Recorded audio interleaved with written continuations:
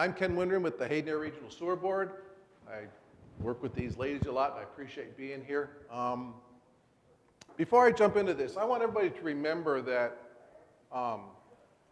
wastewater operators, and I'm just an old turd herder, they're your everyday environmentalists, because every day they are taking residential and non-residential pollution and preventing it from destroying our surface water as part of the Clean Water Act stuff.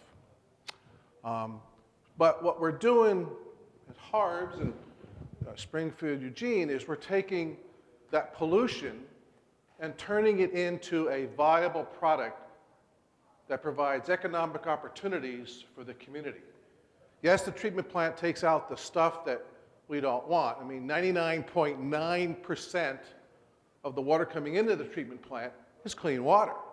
It's just 1/10 of 1% that we have to do something with.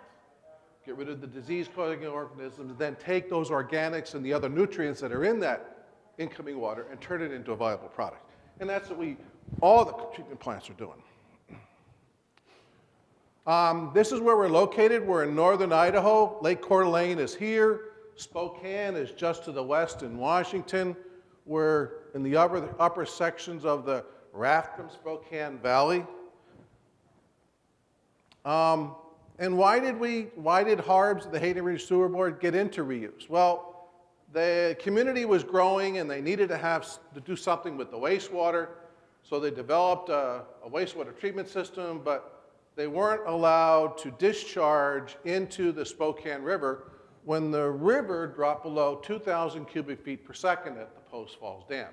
So they had to come up with another option in the summertime for when the river flows got low enough to do something with the water, because the water comes every day, whether you want it or not. So they bought a farm, and today we have about 246 acres in crops and about 54 acres in poplar trees. We are over a sensitive resource aquifer. The Windram-Spokane Valley is a terrific aquifer. We drink the water we walk on top of every day, but it is a drinking water supply for the entire valley, so we have a lot of requirements to protect that. So irrigation rates have to be at a rate that the water and whatever's in the water doesn't get past the root zones, and that creates some operational issues. Farmers don't have that issue. They can just apply all the water they want and all the fertilizer they want and just do their thing based upon economic decisions. We have regulatory decisions that make the decision. That's our trees in the fall. We also grow livestock crops with Rios. Our poplar trees are in the back. We have 2 pivots. Our pivots are our way we distribute the water.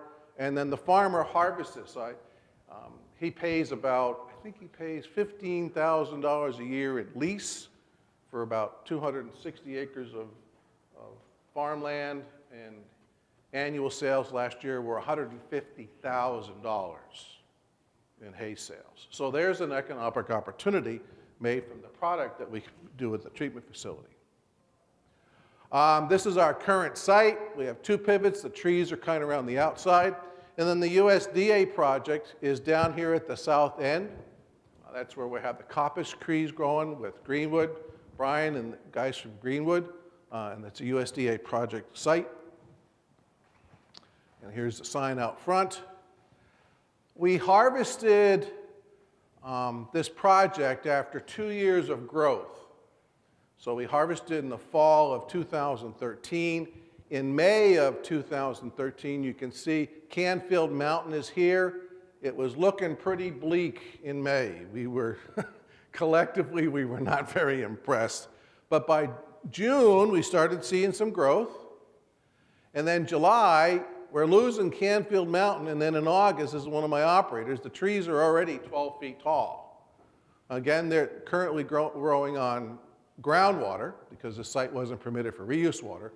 But obviously, they like living in North Idaho. Lots of sunshine, you give them abundant water, and they just grow like weeds. We were concerned about water uptake. I'm in the get rid of water business in the summertime. Okay? So here we have the bottom line of this table is our crops They generate or use about 14 to 15 inches of water per acre on an annual basis. Our oldest stand, oh, sorry, where'd it go? Our oldest stand of poplar trees, which were planted in 1993, use about 50 inches per acre here. After 2 years, the coppice trees are doing the same uptake as trees that have been there for over almost 20 years. Okay? So we're very interested in getting rid of the water business, the poplar option for a coppice growth. The Spokane Valley is a great opportunity to produce biofuels.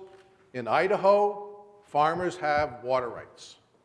And in Idaho law, if you don't use the water, guess what you lose? So we have an opportunity to provide a different economic plan for farmers to grow crops in a different vein of producing biofuels as a long-term project for the country's needs. We've got zoning impacts on farmers we have to deal with because it's real easy for developers to just tear up crops and plant houses. The problem is cropland is very, very valuable, and some people don't realize it. And we've got lots of reuse water in the area that we can supplement groundwater with. So what we would like to see, we being the board, is we'd like to see this project to continue for another 5 years. What I have here in the upper right-hand corner is a picture from King County's biosolids application out in the forest. And you can see the early growth here, the very tiny rings before they started applying biosolids, and the tremendous growth they've had after applying biosolids. We would like to do the same thing to our site, where we apply Class A biosolids after every cutting, apply water at its maximum carrying capacity. When I was back in college doing environmental courses, we learned that trees and organisms are limited by what limiting factors there are to their growth. If we can give them lots of food and give them lots of water, we can generate a lot of biomass in a very short time. And we want to look at the long-term results of doing this. I know Nora or Patricia have been telling me that University of California, Davis has studied the area, and there is land available in northern Idaho to support potentially another biofuels facility like Zeachem down in Borden. So we'd like to do that. And I'm done with that.